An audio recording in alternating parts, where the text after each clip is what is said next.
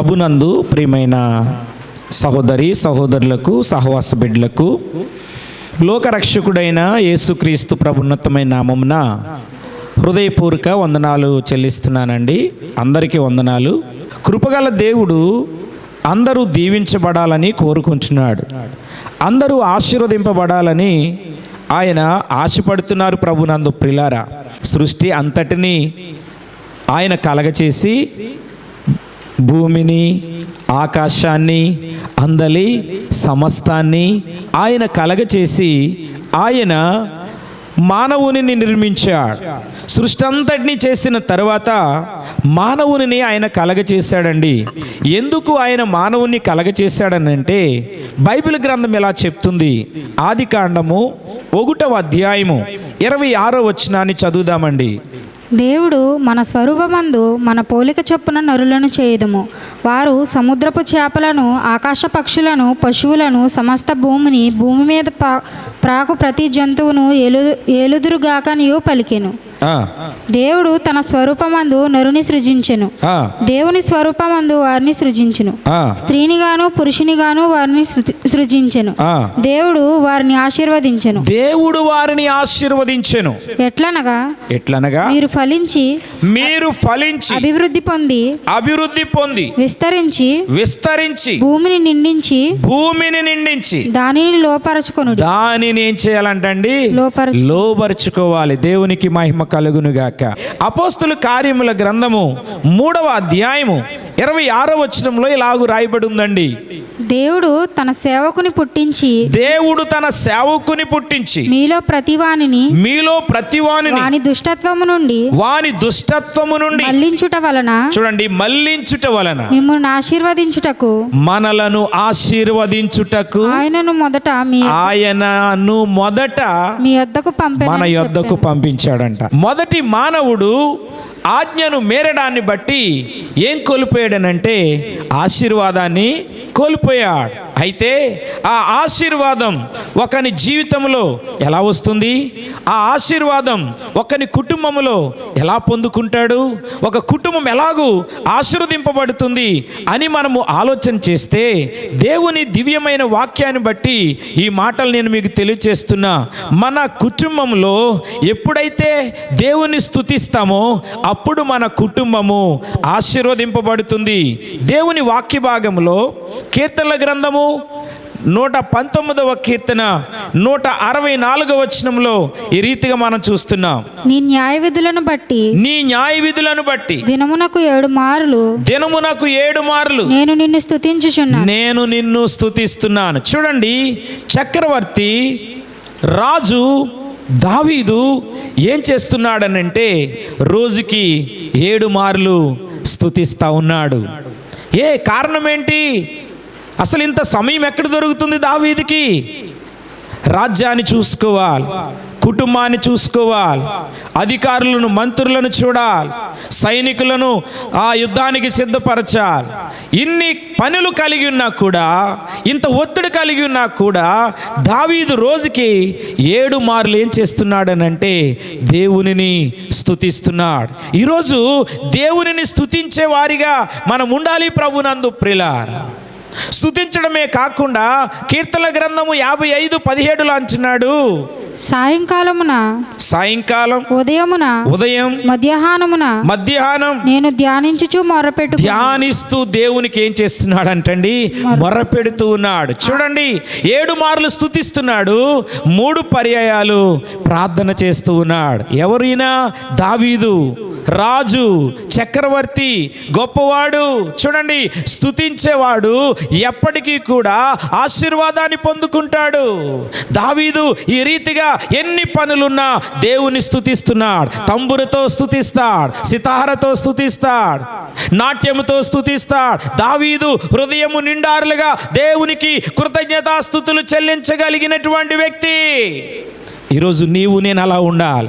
నీవు నేను అలా ఉంటే ఖచ్చితంగా కృపగల దేవుడు మనలను కూడా ఏం చేస్తాడంటే ఆశీర్వదిస్తాడు. చూడండి, దావీదు ఇలా స్తుతించడాన్ని బట్టి దావీదు కుటుంబాన్ని ఎలా ఆశీర్వదించాడు?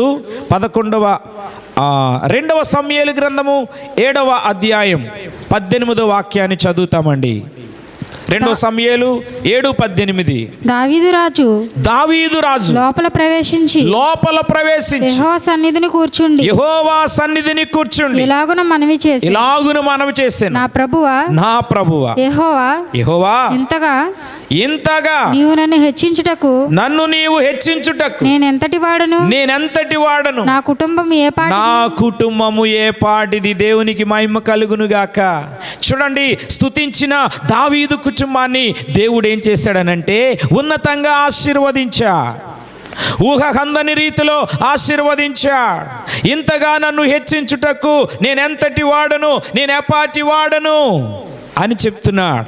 ఈరోజు నీవు కూడా దేవుని స్తుతించగలిగితే, నీ కుటుంబములో దేవుణ్ణి స్తుతించి దేవుని ఆరాధించే కుటుంబముగా నీ కుటుంబం ఉంటే, దావీదు కుటుంబాన్ని ఆశీర్వదించిన దేవుడు నీ కుటుంబాన్ని ఆశీర్వదిస్తాడు. దావీదు కుటుంబాన్ని దీవించిన దేవుడు నీ కుటుంబాన్ని దీవిస్తాడు. ఎన్ని పనులున్నా, రాజైనా చక్రవర్తి అయినా, రాజ్యాన్ని పరిపాలిస్తున్నా, కుటుంబాన్ని చూసుకుంటున్నా, ఎన్ని పనులున్నా దావీదు దేవునిని స్తుతించడం మానలేదు. దేవునికి మహిమ కలుగును గాక. దావీదు స్తుతిస్తూ ఉంటే సౌలుకు పట్టిన దెయ్యాలు కూడా వదిలిపోయాయి. అంతగా దావీదు ఏం చేశాడండి? దేవుని స్తుతించాడు. అందుకే దావీదు కుటుంబం ఏం చేయబడిందనంటే ఆశీర్వదింపబడింది. అంతకంతకు దావీదు కుటుంబం వర్ధిల్లింది. స్తుతించేవాని కుటుంబం, ఆరాధించేవాని కుటుంబం, ఆరాధించే వ్యక్తి, ఆరాధించి దేవుని స్తుతించే ప్రతి ఒక్కరు కూడా ఏం చేయబడతారనంటే వర్ధిల్లుతారు, ఆశీర్వదింపబడతారు. రెండోదిగా మన కుటుంబం, మన ఇల్లు ఆశీర్వదింపబడాలి అనంటే ఖచ్చితంగా మన ఇంటిలో ఏముండాలో తెలుసా? ప్రార్థన ఉండాలి. ప్రార్థన పరిస్థితులను మారుస్తుంది. ప్రార్థన మనకు ఆయుధముగా ఉంటుంది. ప్రార్థన మనకి ఆశీర్వాదాన్ని తీసుకొస్తుంది. ప్రార్థన మనకు క్షేమాన్ని ఇస్తుంది. అందుకేనేమో దానియేలు యథాప్రకారం 6వ అధ్యాయము దానియేలు గ్రంథం 10వ వాక్యాన్ని చదువుతాం. ఇట్టి శాసనము సంతకము చేయబడినని దానియేలు తెలుసుకొనెను. అతడు తన ఇంటికి వెళ్ళి యథాప్రకారముగా అనుదినము ముమ్మారు మోకాళ్ళుని తన ఇంటి పైగది కిటికీలు యెరూషలేము తట్టునకు తెరవబడి ఉండగా తన దేవునికి ప్రార్థన చేయుచు ఆయనను స్తుతించుచు వచ్చెను. చాలండి. యథాప్రకారం శాసనము సంతకం చేయబడింది. ఎవరు ఏ దేవునికి ప్రార్థన చేయకూడదని, కానీ శాసనము సంతకము చేయబడిన సింహాల బోను ముందున్న, సింహాల గుహ ఎదుట కనబడుతూ ఉన్న దానియేలు మాత్రం ఏం చేశాడంటండి? యథాప్రకారం ముమ్మారు మోకాళ్ళుని తన ఇంటి పై కిటికీ తలుపు తెరిచి యెరూషలేము తట్టు ఏం చేస్తున్నాడు? ప్రార్థన చేస్తూ ఉన్నాడు. దానియేలు ఇంట్లో ఏం జరుగుతుందనంటే ప్రార్థన జరుగుతుంది. దానియేలు యథాప్రకారం ప్రార్థన చేస్తున్నాడు.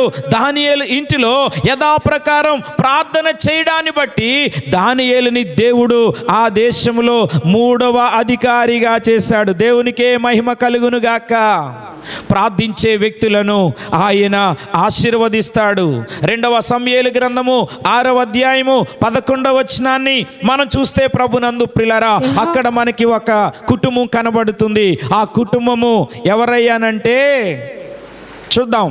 యెహోవా మందసం 3 నెలలు గిత్తీయుడగు ఒబేదెదోము ఇంటిలో ఉండగా యెహోవా ఒబేదెదోమును అతని ఇంటి వారందరినీ ఆశీర్వదించాడంట. చప్పలు కొట్టి దేవుని మహిమపరిచిదామా?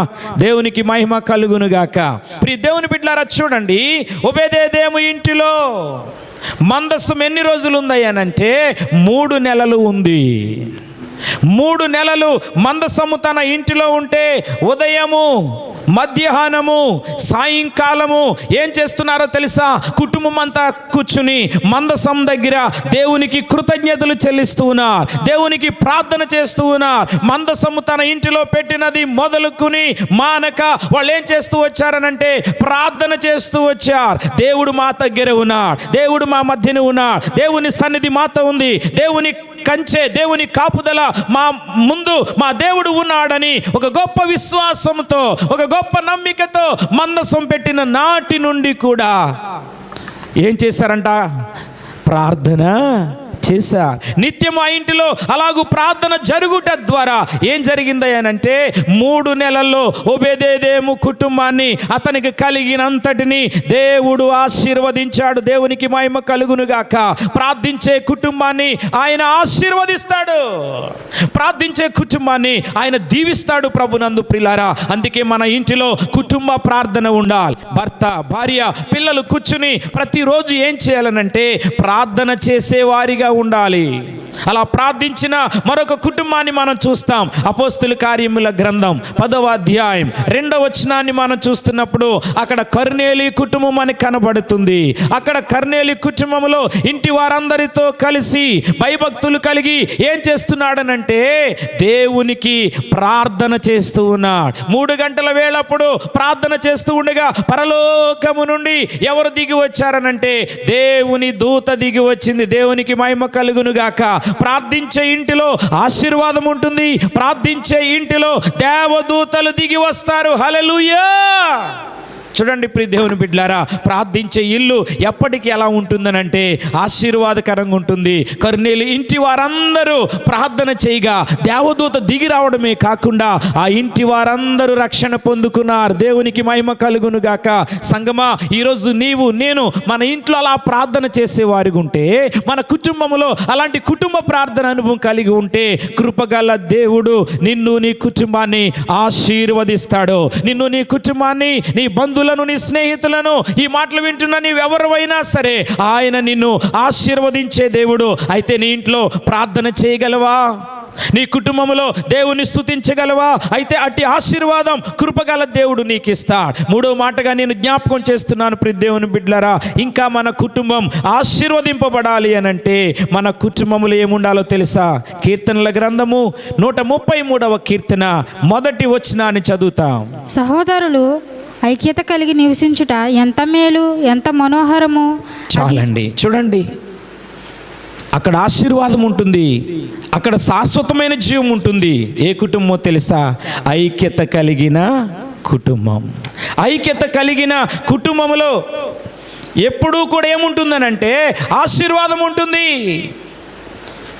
అక్కడ సమాధానం ఉంటుంది, అక్కడ ఐక్యత, ప్రేమ అన్నీ కూడా విస్తరిస్తాయి ప్రభునందు ప్రియ దేవుని బిడ్డలారా. ఆలోచన చేయండి. కనుక మన కుటుంబాలు ఆశీర్వదింపబడాలి అనంటే మన కుటుంబములు ఏముండాలనంటే ఐక్యత ఉండాలి, సమాధానం ఉండాలి. నేడు ఈ తరములో మనం చూస్తున్నప్పుడు ఐక్యత లేదు. భార్యాభర్తల మధ్య ఐక్యత లేదు, అక్క చెల్లెల మధ్య ఐక్యత లేదు, అన్నదమ్ముల మధ్య ఐక్యత లేదు. ఏమండి, ఈరోజు ఐక్యతను కోల్పోయారు, సమాధానం కోల్పోయారు. ఐక్యత, సమాధానం లేదు కాబట్టి నేడు ఈ తరములో కుటుంబాల్లో ఏమీ లేదనంటే ఆశీర్వాదం లేదు. ఆశీర్వాదానికి బదులు ప్రజలు ఏమనుభవిస్తున్నారనంటే శాపాన్ని అనుభవిస్తున్నారు. కానీ నీ కుటుంబము ఆశీర్వదింపబడాలి అనంటే దేవుని ఎడల ఖచ్చితంగా ఐక్యత కలిగి మనం ఉండాలి. ఐక్యత కలిగి దేవుని పనిలో, దేవుని పరిచర్యలో మనం పాలు పంపులు పొందాలి. అది ఆదికాండం 18వ అధ్యాయంలో మనం చూస్తున్నప్పుడు ప్రభునందు ప్రియులారా 3 దూతలు కనబడ్డారు. అబ్రహాం ఇంటికి వెళ్ళారు. అబ్రహాం ఇంటికి ఎప్పుడైతే వెళ్ళారో అక్కడ అబ్రహాము, శారమ్మ ఏం చేశారనంటే దేవునికి పరిచర్య చేశారు. దేవునికి స్తోత్రం కలుగును గాక. ఎప్పుడైతే వారు పరిచర్య చేశారో, వారి పరిచర్య చేసిన దేవుడు, వారి పరిచర్య చూసిన దేవుడు, వారి పరిచర్య అంగీకరించిన దేవుడు వారింటిలో ఆతిథ్యం ఇచ్చి ఉండగా, వారింటిలో ఉన్న శారమ్మ, అబ్రహాము ఐక్యత చూశాడు, సమాధానము చూశాడు. వారి ఆత్మీయ పరిచర్య చూసిన దేవుడు అబ్రహాముని, శారమ్మని దీవించకుండా ఉండలేకపోయాడు. చపలగొట్టి దేవుని మహిమపరచుదాం. కారణం ఏంటో తెలుసా? అబ్రహాము గుడారము దీవించబడ్డానికి, అబ్రహాము గుడారం ఆశీర్వదింపబడ్డానికి కారణం ఏంటనంటే అబ్రహాము కుటుంబంలో ఐక్యతను మనం చూస్తున్నాం, ప్రేమను మనం చూస్తున్నాం, సమాధానంతో వారు చేసిన పరిచర్యను మనం చూస్తున్నాం. ఈరోజు మన కుటుంబాల్లో ఇలా ఉంటే ఖచ్చితంగా మన కుటుంబాలను దేవుడు ఆశీర్వదిస్తాడు. ఆదికాండం 13వ అధ్యాయము 2వ వచనంలో ఇలాగూ అబ్రహాము ఆశీర్వాదం గురించి రాయబడి ఉంది. అబ్రాము వెండి బంగారము పశువులు కలిగి బహుధనవంతుడై ఉండెను. చాలండి. చూడండి, అబ్రహాము వెండి బంగారములు కలిగి పశువులు కలిగి గొప్ప ధనవంతుడయ్యా. ఎవరు ఆశీర్వదించారు? కృపగల దేవుడు ఆశీర్వదించాడు. ఈ మాటలు వింటున్నా ప్రియ సహోదరి, ఈ మాటలు వింటున్నా ప్రియ సహోదరుడా, నీ కుటుంబము ఇలాగూ ఆశీర్వదింపబడాలి అనంటే, ఇలాగూ దీవించబడాలి అనంటే, సంగమా ఇలాగూ నువ్వు ఆశీర్వదింపబడాలి అనంటే, నీ కుటుంబములో దేవుణ్ణి స్తుతించేదానిగా, స్తుతించేవాడిగానే ఉండాలి. నీ కుటుంబములో నిత్యము ప్రార్థించే కుటుంబముగా ఉండాలి. నీవిలా ఆశీర్వదింపబడాలి అనంటే నీ కుటుంబములో ఐక్యత దేవుడు చూడాలి, సమాధానము దేవుడు చూడాలి, ప్రేమ నీ కుటుంబములో ఆయన చూడాలి. అప్పుడే నీ కుటుంబాన్ని కృపగల దేవుడు ఏం చేస్తాడనంటే ఆశీర్వదిస్తాడు. అలాంటి ఆశీర్వాదముతో నిన్ను నీ కుటుంబాన్ని ఆయన దీవించాలని, అలాంటి ఆశీర్వాదమును అభివృద్ధిని కృపగల దేవుడు నీ కుటుంబానికి దయచేయాలని కోరుతూ నీ కొరకై ప్రార్థన చేస్తూ ఉన్నాం. దేవుడి మాటలు మన వినికిడిలో ఆశీర్వదించును గాక.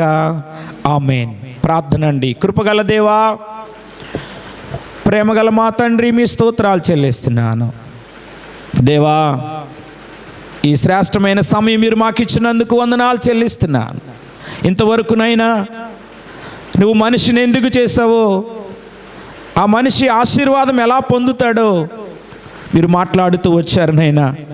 అలాగూ మా కుటుంబాల్లో నిన్ను స్తుతించి ఆశీర్వదించబడినట్లు, అలాగూ మా కుటుంబాలు ప్రార్థించి ఆశీర్వదింపబడినట్లు, అలాగూ ప్రతి ఒక్కరు కూడా సమాధానం, ఐక్యత, ప్రేమ కలిగి అన్ని కుటుంబాల్లో ఆశీర్వాదం అభివృద్ధి పొందినట్లుగా నీ సహాయమును కృపను దయచేయమని యేసుక్రీస్తు నామమున అడుగుచు ప్రార్థిస్తున్నాను పరమ తండ్రి. ఆమేన్. ప్రైజ్ ది లార్డ్ అండి. దేవుని కృప తోడయుండును గాక. ఆమేన్. Like, share, subscribe.